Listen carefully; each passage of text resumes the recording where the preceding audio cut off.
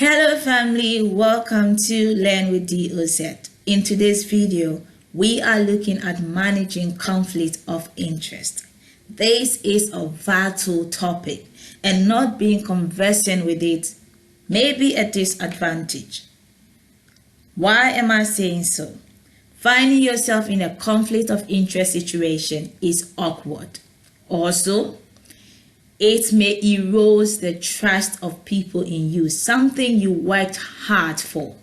Most importantly, finding yourself in a conflict of interest situation may lead to an ethical and legal issue, which is not cool. That's why we are spending a couple of our minutes today to get ourselves acquainted with this subject matter. If you are new to this channel, please consider subscribing and hit the notification bell. Our focus areas: the meaning of conflict of interest, types of conflict of interest, how to manage conflict of interest, and assessment questions. What is conflict of interest? Let's fish out the two keywords, conflict and interest. Conflict is a major disagreement, typically a protracted one. Interest is a desire or benefit, hope to gain from a relationship or a situation. So what then is conflict of interest? According to the Cambridge Dictionary, it is a situation in which someone's private interests are opposed to that person's responsibilities to other people. So a situation where an individual personal matters contradict their obligations towards others. That is conflict of interest. However, conflict of interest is not restricted to individuals or persons. It can be extended to corporate entities. In that context,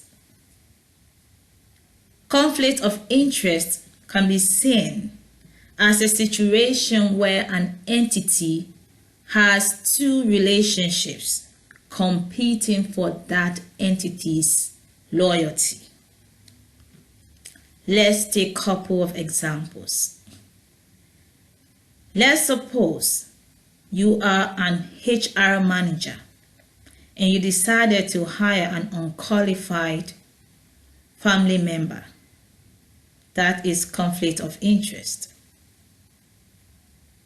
Let's assume again that you are part of an interview panel and you fail to disclose your relationship with a candidate who is being considered for the position advertised. That is conflict of interest. Finally, let's say you are a procurement officer or manager of a company XYZ, and you are a director in another company. The company where you are a director decided to send in a bid to become a major supplier of XYZ raw materials. That is a conflict of interest situation. Now, let's shift towards the four types of conflict of interest. Actual conflict of interest. This is a situation where the real conflict occurs between an individual's interest and their obligation towards others. So this is the real deal. The conflict has happened. Potential conflict of interest. this conflict hasn't happened, but the likelihood of occurrence is high. So a situation where an individual's private interest could conflict with their responsibilities towards others, then that is potential conflict of interest. Perceived conflict of interest. This is kind of similar to the potential conflict of interest in the sense that it hasn't happened. It has a potential of happening. But in this situation, it is a third party that creates a perception that an individual's personal interest could, currently or in the future, influence inappropriately their decisions and actions towards others or their obligations towards others. Finally, conflict of duty. This arises when an individual is asked to occupy two positions that may be perceived to have a conflict or may have a conflict in the future. So these are the 4 types of conflict of interest we are looking at. The wait is finally over. We are now at the heart of today's lesson: how to manage conflict of interest situations. Resign from conflicted position. When a conflict of interest situation arose, the person involved should relinquish the conflicted position. For example, Mark is the head of HR at Talk Order Limited, and he is also a director at Silence Order Limited. Silence Order Limited is a corporate training provider. Now, Silence Order Limited and Talk Order Limited is working on forming a partnership. Mark has to relinquish or resign from his position as a director at Silence Order Limited to resolve the conflict of interest. Engage an independent third party to oversee part or all the relevant process.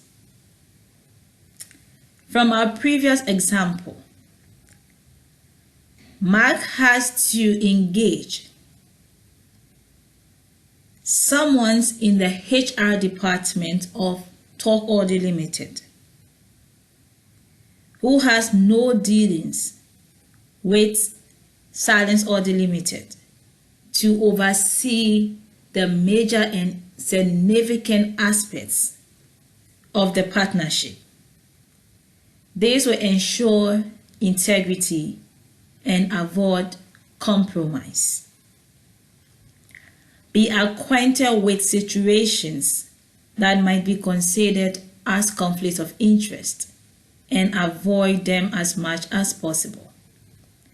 Mark, in our example, has to familiarize himself with conflict of interest situation or scenario, and once he sees them playing out, he has to avert and try as much as possible to avoid them.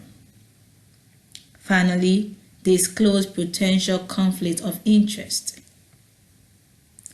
Mark has to disclose to Talk Order Limited that he is a director at Silence Order Limited. This will ensure that Talk Order Limited will get employees who have no dealings or relationship or interest in Silence Order Limited to oversee the partnership process. thereby avoiding conflict of interest. So these are ways that conflict of interest situations may be managed.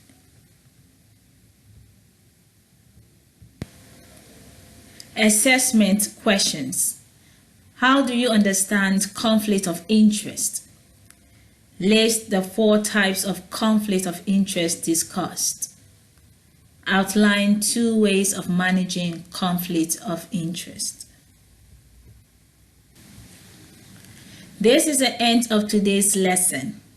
Hope you are able to jot down some useful information. Kindly share with others, like, subscribe, comment, and hit the notification bell. Thanks so much for watching. See you in the next video. Bye.